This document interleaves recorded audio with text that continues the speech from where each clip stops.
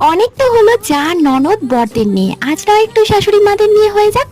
কিছু বছর পর এমন দিন আসবে যেই ঘরে শাশুড়ি থাকবে সেই ঘরে মেয়েরা বিয়ে করাই ভুলে যাবে।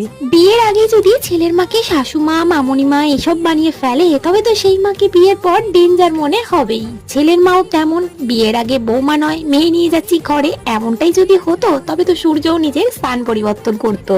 আবার তো কিছু শাশুড়ি মাদের দেখলে এটাও মনে হয় ওটা তার বৌমা নয়, ওটা তার সতীন। সে নতুন কিছু পড়লেই মুখ শুকিয়ে আমচুর, দুপুরবেলা একটু শুলেই একা একাই খিটিমিটির, আর তারপর যদি ভুল করে শ্বশুরের সাথে একটু একা কথা বলে ফেলে, ব্যাস রাম কীর্তন শ্বশুরের সাথে শুরু। ছেলে বউয়ের সাথে সম্পর্ক ভালো থাকলে শাশুড়ির মনে অনেক দুঃখ থাকে, তখন মনে করে ছেলেটাকে পটিয়ে আমার একেবারে হাতের বশ করে নিয়েছে। আর যদি ছেলে বউয়ের মধ্যে সারাদিন কুরুক্ষেত্র লেগে থাকে তখন মনে করে কোন বেজাত ঘরে এনেছি, আমার ছেলের জীবনটাকে একবারে নষ্ট করে দিয়েছে।